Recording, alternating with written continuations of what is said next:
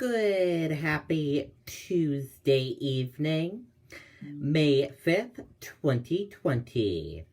I'm Riley King, and welcome to this Tuesday evening edition of the Riley King Newscast, right here on the Riley King Network.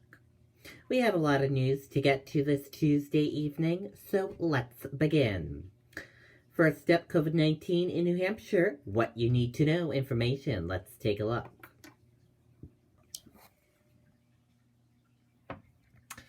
There are 2,588 number of people in New Hampshire have tested positive for COVID-19.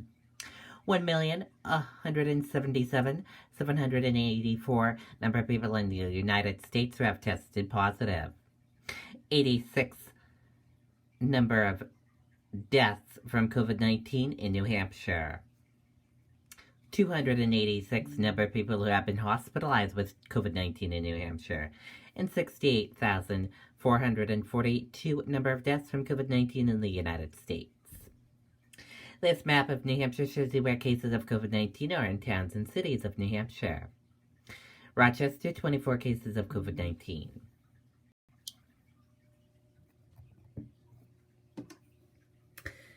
And now let's take a look at this chart here.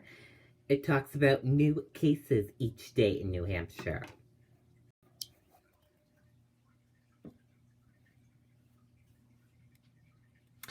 In the purple, daily new positive COVID-19 cases. In the orange, new hospitalizations. And in the red are the deaths. In this chart here, current cases. In the purple, total current COVID-19 cases. In the orange, current hospitalizations. And then this chart here, cumulative totals. Total positive COVID-19 cases, total hospitalizations. In the red, deaths. And in the blue, recovered. This chart here shows you by age group. This chart here shows you by female and male. And this chart here shows you risk information.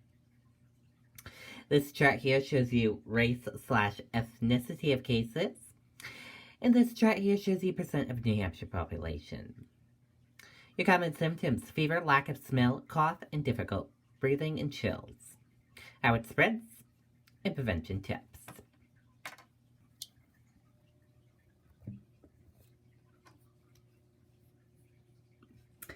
Passenger traffic falls 95% at Manchester Boston Regional Airport. Airlines cut flights as pandemic continues. Let's take a listen to that video from WMUR News 9.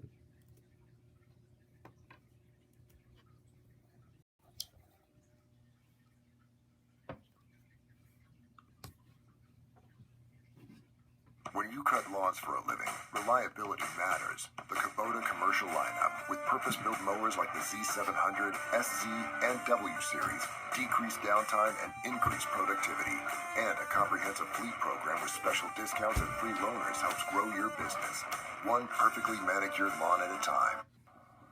Jamie, compared to a year ago, officials are projecting that last month they will have seen a 95% decrease in passenger traffic. There are also fewer flights as well. Currently, there are 12 flights daily from Manchester. That is also down 65% from May of last year. And United has suspended its operations until July. Now, those flights that are leaving are only about 10 to 20% full, although airport officials say it's a similar situation in other parts of the country. The airport is also projecting losses between $2 and $15 million, depending on how fast the industry recovers. And it may be June of 2023 before traffic returns to pre-pandemic levels. We don't know prolonged high unemployment, loss of discretionary incomes, so people aren't going to have as much money to perhaps maybe travel, potential disruptions in airline business models. All those things could impact and stunt our return to normal. We are, always listed at the top of the smaller airports around the country. We provide a great service. It's easy to get in and out of. Parking is relatively cheap, and you can get right on an airplane, so there's not large crowds that you're dealing with.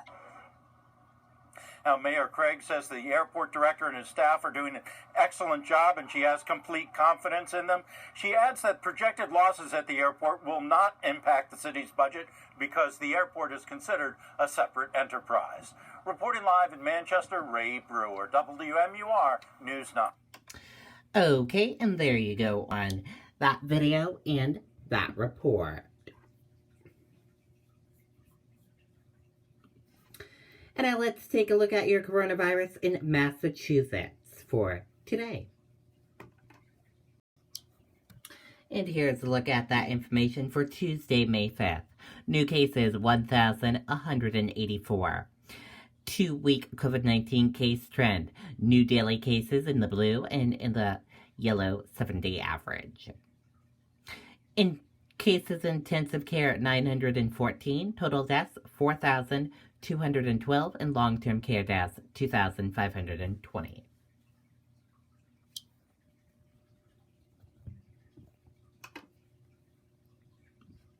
Maine CDC announces 4 more coronavirus-related deaths, 20 new cases. The Maine Center for Disease Control and Prevention announced on Tuesday 4 more people who have tested positive for COVID-19 have died, raising the state's total to 61. 21 new cases were also announced Tuesday. There are now 1,226 total cases in Maine. 76 of those cases were classified as possible. The number of confirmed cases is likely an underrepresentation of the actual amount of cases in Maine, since not all individuals are being tested. Dran introduced new socks to raise money for food bank. Vermont Manufacturing is donating 100% of all the design proceeds to nonprofit. Let's take a listen to that video from My NBC News.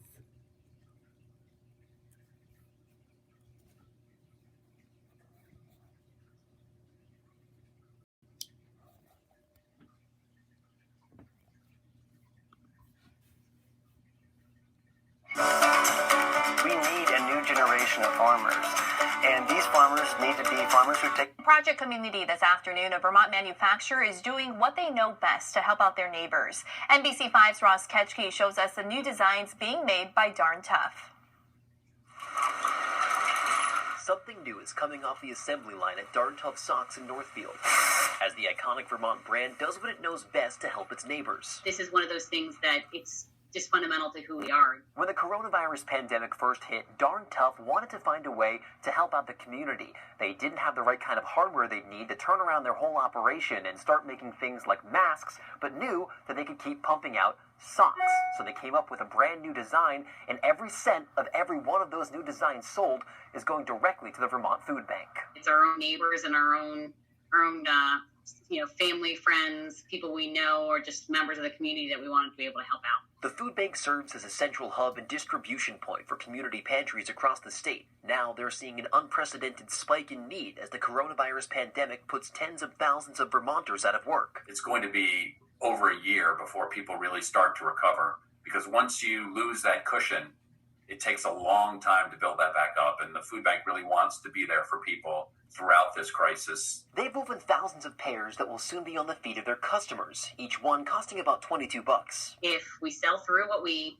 make initially, then we're happy to make more and just raise as much money as we can. Money that will ensure healthy food on the table for families across Vermont. In Northfield, Ross Ketchke, NBC5 News. Okay, and there you go on that video and that report. Free face mask giveaway for small businesses held in New Haven, Connecticut. Let's take a listen to that video from WTNH News 8.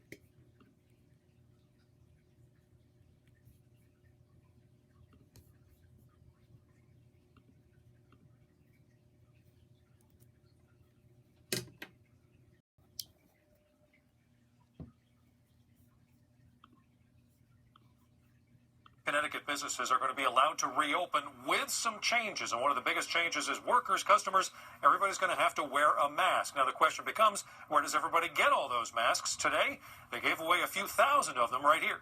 Hundreds of cars snaked their way through the parking lot of the New Haven Regional Fire Training Academy to pick up free masks, but it was just for small business owners.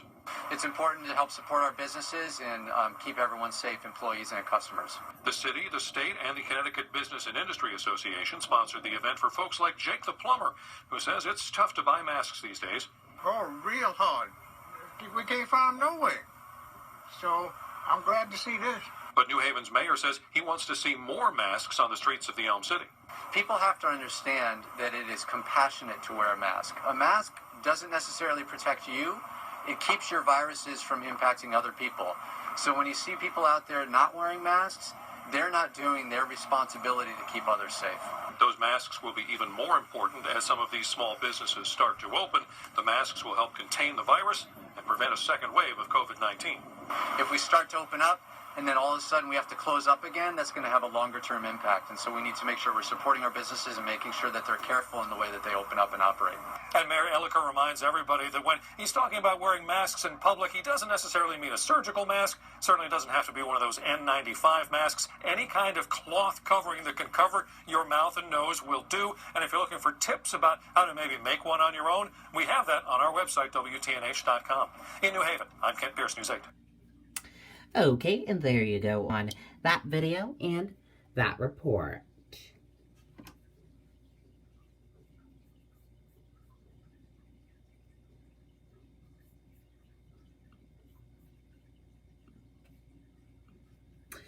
The governor of Rhode Island announces executive order mandating people wear face coverings in public starts on Friday in Rhode Island. You must wear them. And now let's take a look at your U.S. stock market and see how your U.S. stock market closed for this Tuesday evening. And here's a look at that U.S. stock market for all of you. Your Dow Jones Industrial Average closed in the green, went up. Your Nasdaq closed in the green, went up. S&P 500 closed in the green, went up. Gold closed in the green, went up. Oil closed in the green, went up. US 10-year closed flat. Euro/USD closed in the green, went up. And VIX closed in the red and went down.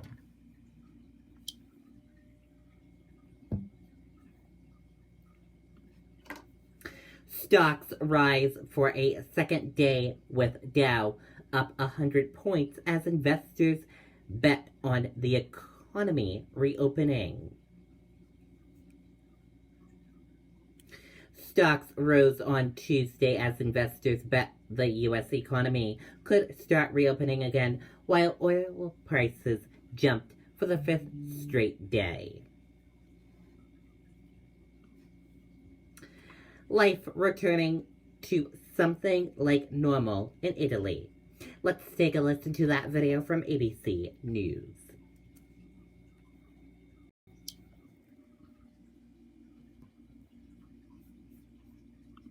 Italy is taking its biggest steps yet to reopen after an 8-week lockdown, and as we all remember, the worst death toll in all of Europe.